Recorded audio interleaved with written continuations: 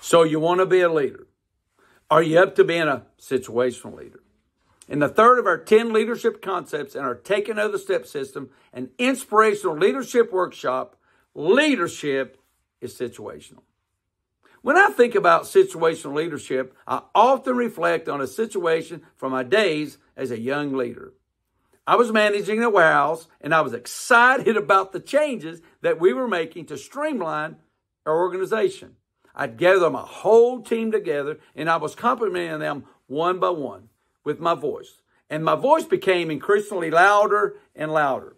I was motivated by their success, and I was making an effort to motivate them in turn.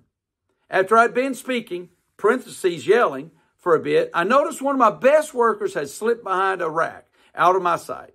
After I finished talking, I sought him out, and I found him in tears. Well, it turned out that he had come from an abusive home, and before an authority figure would beat him, that person would start yelling.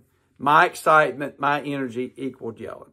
Well, this man's persisted to that day. The technique that I was using to motivate had precisely the opposite effect on this good and decent man. I had to adapt. Well, once I understood what shaped this teammate's perspective, I modulated my tone and I spoke to him in a way that he would accept. And I showed him that I cared and I understand his situation. Had I not adapted to this complex leadership challenge, I would have lost this good man. Well, as I think back on that story, I find that it encapsulates all three of the aspects of situational leadership that we're going to discuss today. Number one, people. Two, circumstances. And three, culture. Number one, people. Do the things you say impact everyone the same way? No.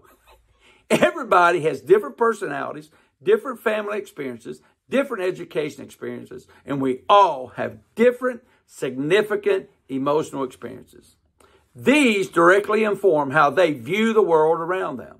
By engaging with our people based upon their realities, we can use our discernment to choose the best outcomes both personally and professionally. Number two, circumstances. How can we fully understand the depth of the circumstances of any situation? Well, effective leaders look at all the conditions that are brought to bear with any situation. Some will be controllable and some will be uncontrollable.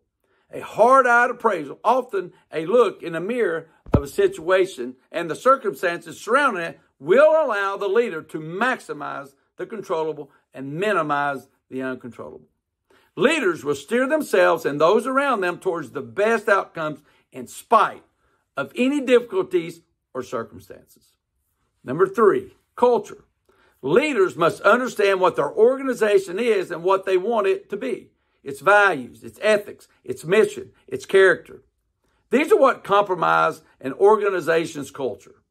When decisions are made for a short-term gain that are inconsistent with that culture, there will be negative consequences over the long haul.